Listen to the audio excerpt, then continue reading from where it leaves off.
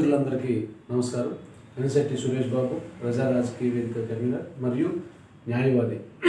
ఈరోజు భూ హక్కుల చట్టం, ల్యాండ్ టైటిలింగ్ యాక్ట్, అందులో ఉన్న ప్రధానమైన అంశాలతో దేంతో వివాదాస్పదం అయ్యిందన్నది ఈరోజు నేను చేస్తున్నటువంటి వీడియో తాలూకా సారాంశం.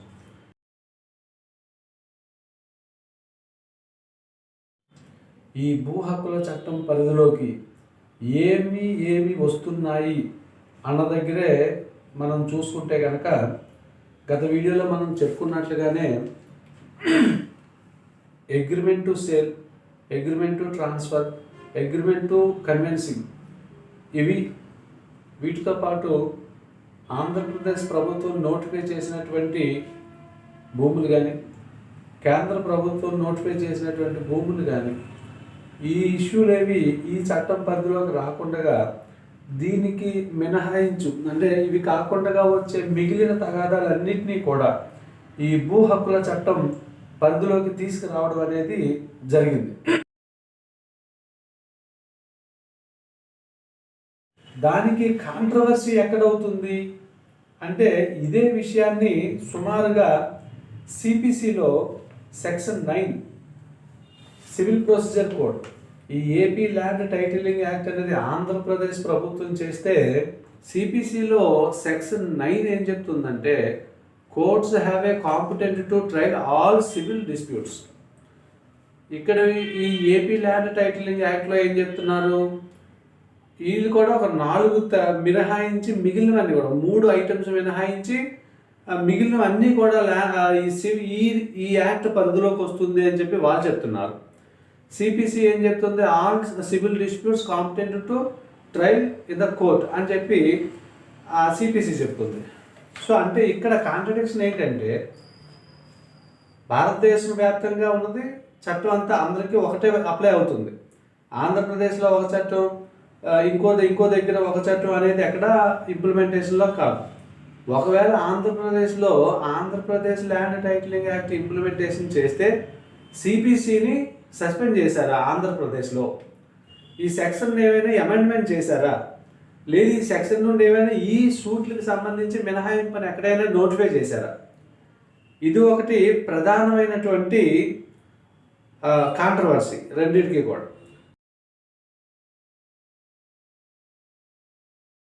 అదేవిధంగా ఏపీ ల్యాండ్ టైటిలింగ్ యాక్ట్లో సెక్షన్ 38 ఏం చెప్తుందంటే, అంటే దీని మీద ఉన్నటువంటి వివాదాల్లో లోకల్ సివిల్ జ్యూరిడిక్షన్, అంటే సీనియర్ సివిల్ జడ్జికి కానీ, జూనియర్ సివిల్ జడ్జి కోర్టుకు కానీ, డిస్ట్రిక్ట్ జడ్జి కోర్టుకు కానీ వెళ్ళడానికి లేదు అన్నది సారాంశంగా చెప్తుంది.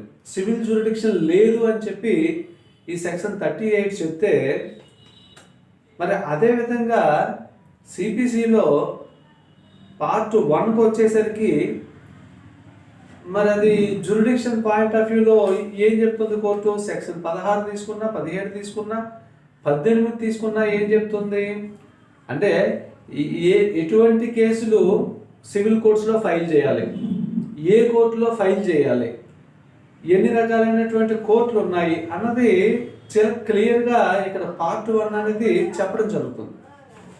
మరి ఇప్పుడు సివిల్ జ్యూరిడిక్షన్ లేదు అని చెప్తున్నారంటే, ఆంధ్రప్రదేశ్ రాష్ట్రంలో సిపిసిలో ఈ సెక్షన్లు ఏమైనా రిమూవ్ చేస్తారా, ఒమిట్ చేస్తారా?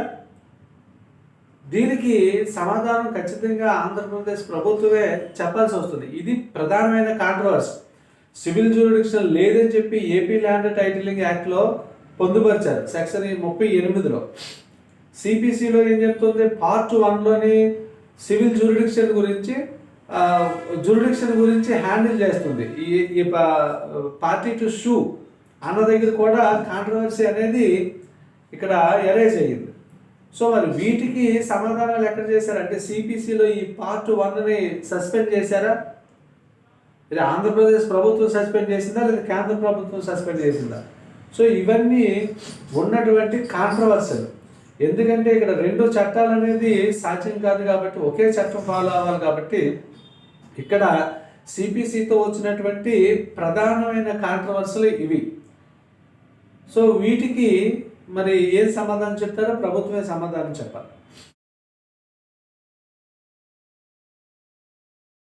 అదేవిధంగా చాప్టర్ 4లోకి వెళ్తే కనుక ఏది ఏపీ ల్యాండ్ టైటిలింగ్ యాక్ట్లో చాప్టర్ 4లోకి వెళ్తే కాన్సిక్వెన్సెస్ ఆఫ్ నోటిఫికేషన్ ఏదైనా ఇష్యూ రేజ్ అయినప్పుడు కన్సర్న్ రిజిస్ట్రేషన్ అథారిటీ అన్నాక నోటిఫికేషన్ చేయాల్సి వస్తుంది.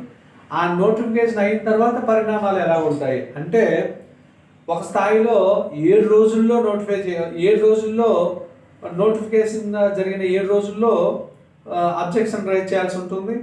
అలాగే 3 నెలల్లో ఒక స్థాయిలో 3 నెలల్లో చేయాల్సి ఉంటుంది, ఒక స్థాయిలో 6 నెలల్లో చేయాల్సి ఉంటుంది. ఈ ఆయా స్థాయిల్లో ఆయా టైం లిమిటేషన్ ఏదైతే వీళ్ళు పొందుపరిచారో అది కనుక దాటితే అక్కడతో ఆ రైట్ అనేది సీజ్ అయిపోతుంది, ఆ రైట్ అనేది ల్యాప్స్ అయిపోతుంది. సో ఇప్పుడు మన భారతదేశ వ్యాప్తంగా ఇది AP land titling act Andhra Pradesh వరకు వీలు చేశారు.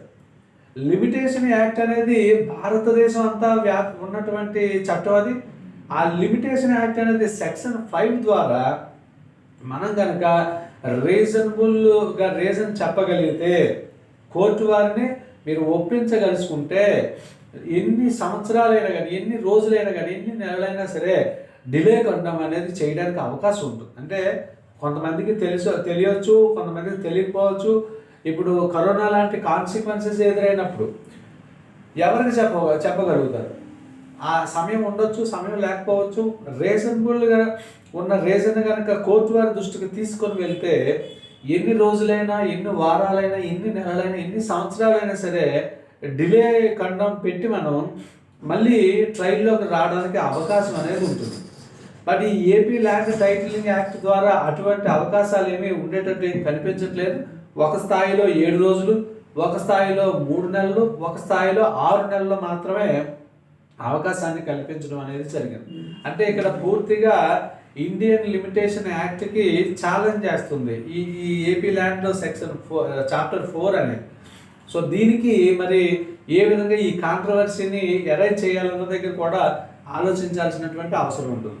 సో నేను ప్రధానంగా ఐడెంటిఫై చేసినటువంటి 3 కాంట్రవర్సీస్ అండి.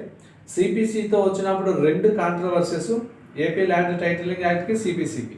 అదేవిధంగా ఇండియన్ ఎవిడెన్స్ యాక్ట్కి చాప్టర్ 4లో పొందుపరిచినటువంటి అంశాలు కాన్సిక్వెన్సెస్కి సంబంధించి ఈ లిమిటేషన్ దగ్గర, డిలే ఖండం దగ్గర కాంట్రవర్సీ అనేది ఏర్పడుతుంది. సో ఈ చట్టం అంతా కూడా కాంట్రవర్సీలతోనే కొనసాగడం అనేది జరిగింది. సో వచ్చే వీడియోలో మీ అభిప్రాయాన్ని కూడా తెలియపరచండి. ఏది బెటర్గా ఉంది, ఏది ఇబ్బందికరంగా ఉందనేది కూడా మీరు తెలియపరిస్తే దానికి నేను సమాధానం చెప్పే ప్రయత్నం కూడా చేస్తాను.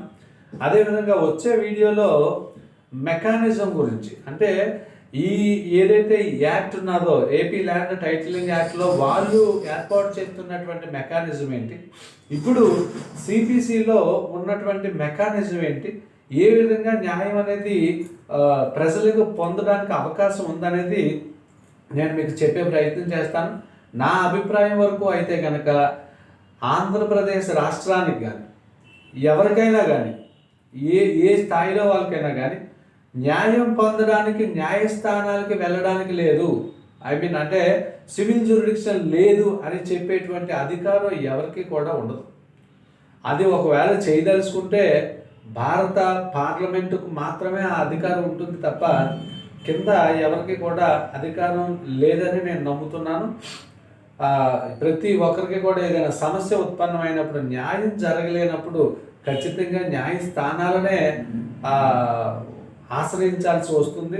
అక్కడ మాత్రమే న్యాయం అనేది జరగడానికి అవకాశం ఉంటుంది.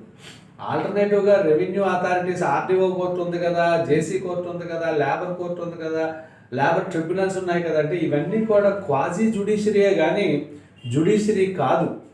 సో ఆ ఎపిసోడ్ అంతా కూడా వాళ్ళకి ఇప్పుడు వీళ్ళు చేస్తున్న దానికి ఏంటి తేడా అన్న దగ్గర లైబిలిటీస్ గురించి అవన్నీ కూడా ఇంకొక వీడియోలో చూద్దాం.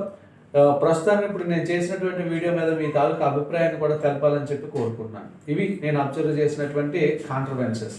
ధన్యవాదాలు.